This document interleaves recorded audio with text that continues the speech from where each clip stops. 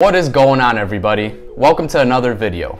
Today we're going to be covering a topic to answer some questions for our lovely ladies, and it's a common misconception you may hear a lot, and it's a huge factor for why some women may be avoiding pumping weights. Now, after a quick blog search, I think we found our ultimate answer. Most girls and women who are fearful of the weight section are not fearful of weights, but of the bullies who are grunting like stallions in rut and who oogle them whenever they enter. I bet if those females had access to gyms that were not populated by dumb male show-offs, they'd go every day.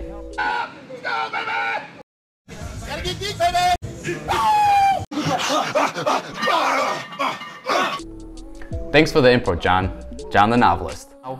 What are some reasons that may be keeping women away from lifting weights? Do they hold true, or is it just bro science? Let's go ahead and bust some bro science.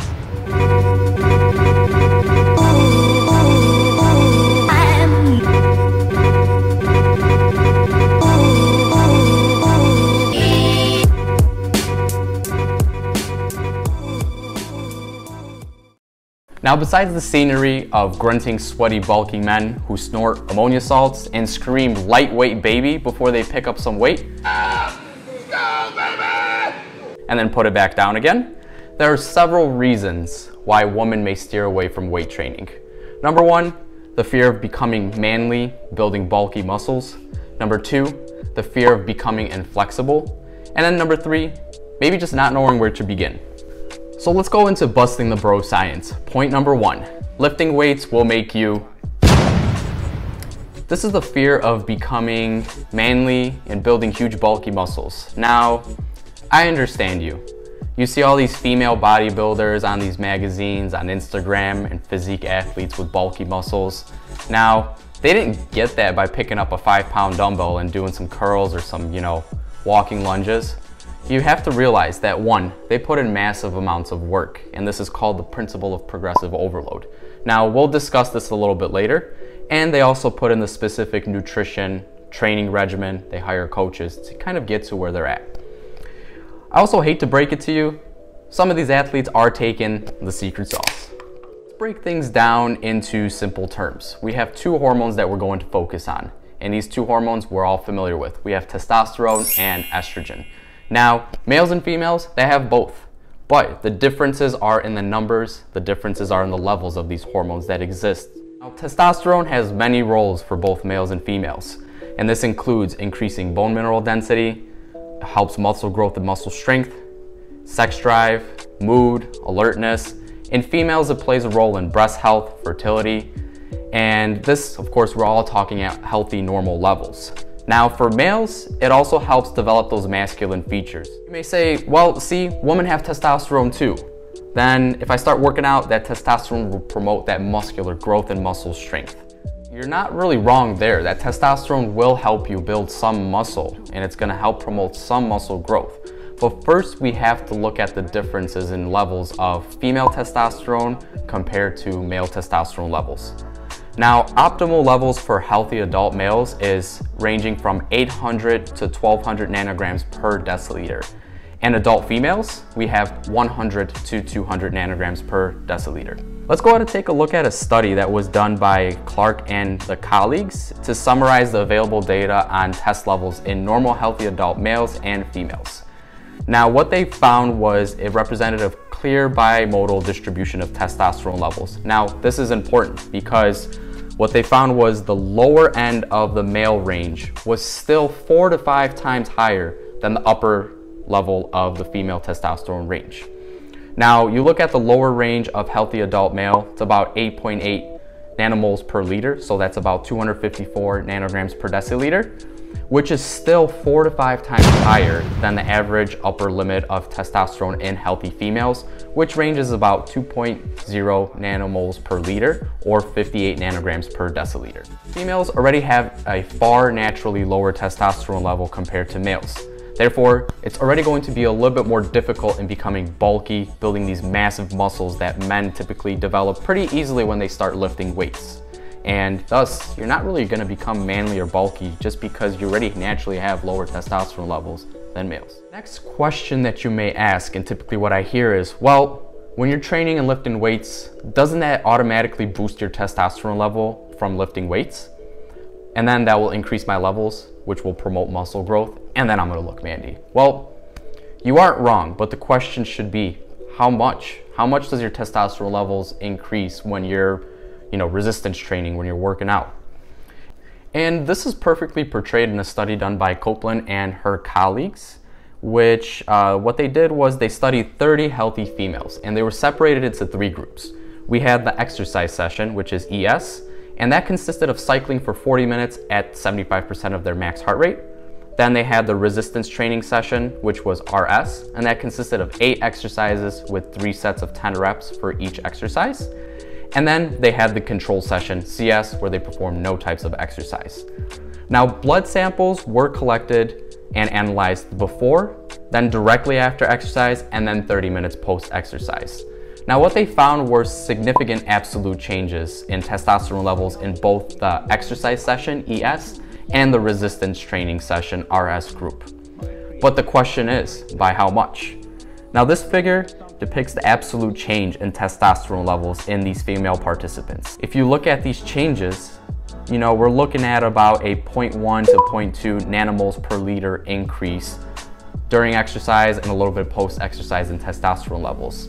Now, if you add on 0.2 or 0.1 nanomoles per liter of testosterone onto the already baseline starting point of female testosterone levels in healthy individuals, you're only bumping up your testosterone to, about 2.0 to 2.1 nanomoles per liter, and then eventually tapers back down to baseline. That's still not comparable to even the lower end of the spectrum of healthy male testosterone levels. What that means is, yes, there are significant changes that occur in testosterone throughout exercise and a little bit of after exercise. But, of course, I want to place this again into perspective. If healthy females at baseline, starting testosterone levels are at, for example, 1.0 nanomoles per liter, then post-exercise and even throughout exercise, it might bump up that testosterone to about 1.2, 1.3 nanomoles per liter, might stay there for a couple of hours and then eventually taper down to baseline. This is still 4 to 5 times lower than the low end of the spectrum of healthy male testosterone levels. I want to give you a little comparison of how males respond to exercise and resistance training with their testosterone levels. Now, there was a study done by Shanner and his colleagues called the Acute Hormonal Response to Free Weight and Machine Weight Resistance Exercise Training, and this was performed in 10 resistance-trained men. Now, if you look at some of these values, when these male participants were training, their testosterone levels increased by 10.3 nanomoles per liter. And that's already drastically greater than what the females experienced, about a 0.2 or 0.1 nanomole per liter increase in testosterone levels. For the completion of this video, I also have to cover how muscle growth occurs. Like, why are some of these females and males so massive and bulky? Well, they apply something called the principle of progressive overload. Now, muscle growth occurs when we apply a constant stimulus. And what that means is we're picking up some weight, we're moving our muscles outside of that comfort zone, we're exposing it to the new stimulus. So what happens is muscle fibers break down. Overnight, our muscle fibers repair and they come back stronger because your body adapts over time. Muscle growth is natural. It is a slow process. These athletes put in years of dedicated work of resistance training and nutrition by applying this principle of progressive overload. So they're increasing the amount of reps they're doing, increasing the amount of volume they're doing, the amount of weight that they're doing. So in order for you to gain the same amount of muscle and look bulky and manly and massive from weightlifting, you would have to apply the principle of progressive overload just like these athletes do. What will happen when you pick up your first weights? Looking all cute and shit with your ankle weights, waist-high leggings, and your cutoff, you come to the gym for the first time. Your muscles will slightly start to grow over the next few months, but I'm not talking about Ronnie Coleman-sized muscles or Arnold Schwarzenegger-sized muscles. You're gonna be kind of toning out your body. You are moving your body outside of that comfort zone. You will be developing some sort of muscles, but you're not becoming bulky and massive.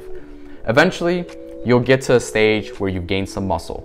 Your arms begin to look a little bit less flabby, legs are starting to tone out, your butt starts to look a little bubbly, and remember, nobody likes a pancake ass. If you're already comfortable with the stage that you're at, then wonderful. you can maintain. Just go into the gym, do the same amount of volume you're doing, do the same amount of weight you're doing. You could stack on top of cardio, eat clean. If you're not going to stimulate your muscles by picking up a lot more heavy weight, by adding more volume, adding more reps, more sets, your muscles will not continue to grow any further because they require more stimulus. Move them outside of that comfort zone and eventually they adapt. Now to just kind of summarize what we just covered.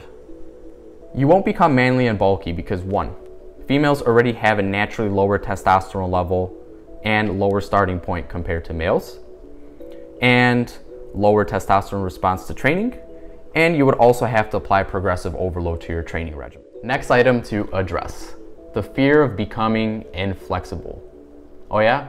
What do you need that flexibility for? Weight training strengthens the tendons, joints, muscles, and can help improve the overall range of motion. I don't even have to explain this with words. Let me provide a few examples on how weightlifting will not cause you to become inflexible. Last item to address. What are the benefits of weight training for women? Let's start with the American College of Sports Medicine guidelines. They recommend that all adults do some sort of muscle strength training activity of moderate to greater intensity that involve all major muscle groups at least 2 times per week. What are the benefits? It increases self-confidence and self-image. Your body will begin to look better. We call it toning out. It's going to start tightening up and filling up areas that you actually want it to fill up at. That means booty gains and reducing stretch marks because it eventually tightens up that skin due to increased muscle size. Cardio, can't do that, baby. Another thing it does is it helps increase your basal metabolic rate because with muscle comes a little bit more energy that your body has to expend throughout the day. That means throughout the day, you're gonna be burning a little bit more calories whether you're at work, whether you're sitting at home and not exercising. Helps improve joint health, bone health, because the pressure of lifting weights places pressure on bones, causing them to adapt, therefore increasing your bone mineral density. That reduces the risk of osteoporosis down the line. Has some anti-aging benefits. It also slows the muscle mass loss associated with aging. And to finish off, I want to leave you with a place to start. You know, start simple and work your way up. Start with a simple training regimen. Maybe get into the gym to lift some weights 1 to 2 times per week. Start with small workouts, 20 to 30 minutes. Now, various ways to break down your categories of training all of your muscles throughout the week. You could split it up into training legs one day, which includes your quadriceps, hamstrings, glutes, and calves. Then one day you can train your shoulders. The next day you could train your back, which includes your traps as well. Then you could train your arms, biceps, triceps, and your forearms. And then you can hit chest one day. Now, always look up and learn how to do exercises first. You know, ask a friend that already has experience working out. Hire a coach. Go to YouTube University and look up training videos on how to perform and exercise properly because, you know, you can get injured if you don't know how to do an exercise. Always warm up the body before jumping into weightlifting. And that's all I have for you today. Thank you for watching. I hope you found some value in today's content. Please give me a thumbs up if you enjoyed watching this video. Go ahead and share it with somebody who could benefit. If you are new, go ahead and subscribe so you don't miss any of my future videos. And I'll see you guys in the next video.